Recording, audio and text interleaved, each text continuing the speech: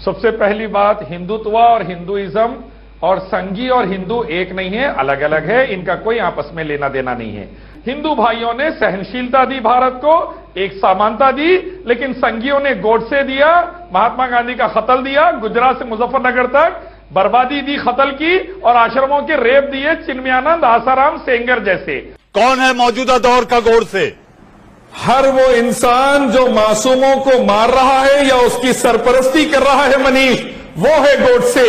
साध्वी प्रज्ञा है गोडसे, और साध्वी प्रज्ञा की सरपरस्ती करने वाले गोडसे हैं, जो मासूमों को आज भी भारत में मरवा रहे हैं लिंचिंग के जरिए, जिन्होंने कश्मीरियों पर जुल्म कर कर उनका दाना पानी बंद कर रखा है हिंदुस्तानी कश्मीरियों पर, वो है गोडसे।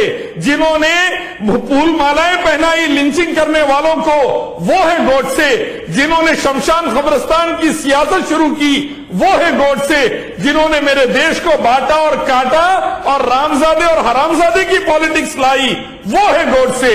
और ये तमाम आरएसएस और बीजेपी से ताल्लुक रखते हैं, वीएनपी और बजरंग दल से ताल्लुक रखते हैं। ये तमाम गोडसे हैं। महात्मा गांधी को कत्ल करने वाले आरएसएस के आतंकवादी, बाबरी मस्जिद तोड़ने वाला आरएसएस के आतंकवादी, गुजरात दंगे आरएसएस के आतंकवादी, मुजफ्फरनगर दंगे आरएसएस के आतंकवादी, सनातन संस्था आरएसएस के आतंकवादी, साध्वी प्रज्ञा आरएसएस के आतंकवादी, कर्नल पुरोहित आरएसएस के आतंकवादी, असीमानंद आरएसएस के आतंकवादी, वल्लभ भाई पटेल आरएसएस को बैन करे, सरदार वल्लभ भाई पटेल आरएसएस को बैन करे आतंकवादी बोलकर।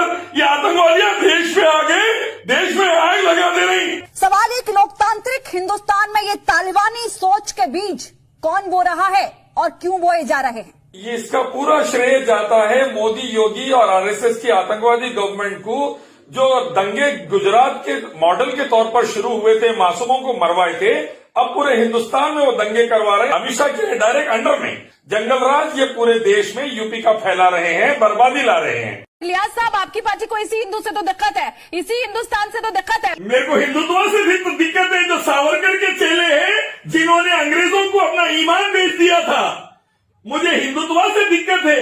हिंदुत्व से दिक्कत है मेरे को। जो सावरकर के चेले जो अंग्रेजों के एजेंट बन गए थे ईमान बेचकर, मुझे वो हिंदुत्व से दिक्कत है। जो किसानों जवानों को मरवा रहा, जो हिंदुस्तान का जीडीपी माइनस में लेके चले गया, जो 25 करोड़ हिंदुस्तानियों को बेरोजगार कर दिया, जो भगवाधारी करके मासूम हिंदू बच्चियों का रेप करता, मेरे को वो हिंदुत्व से दिक्कत है।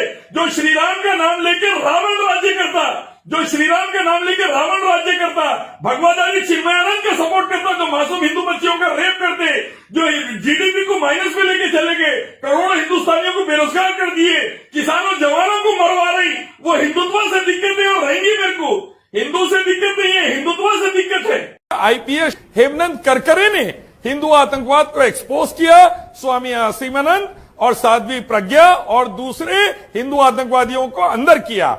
बदकिस्मती से एनआईए ने केस को ढीला छोड़ा और एनआईए के जज जसप्रीत सिंह साहब ने ऐलान किया कि एनआईए वांटेडली हिंदू आतंकवादियों को छुड़ा रही है।